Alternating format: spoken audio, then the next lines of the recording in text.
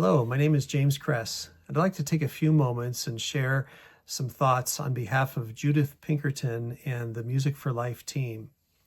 I've had the opportunity to attend 2 Music4Life workshops facilitated by Judith, and it is very difficult to find the words that describe the impact that these workshops have had on me.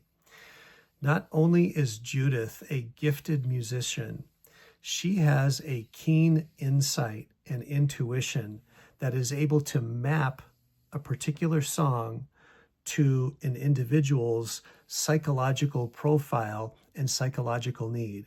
In other words, no 2 maps are the same.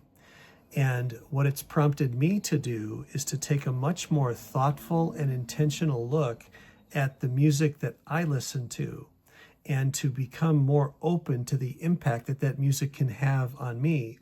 And by that, bring a greater level of psychological healing. And by that, I mean awareness and compassion. So I really think that Judith is an edge walker and a pioneer in this area of music therapy.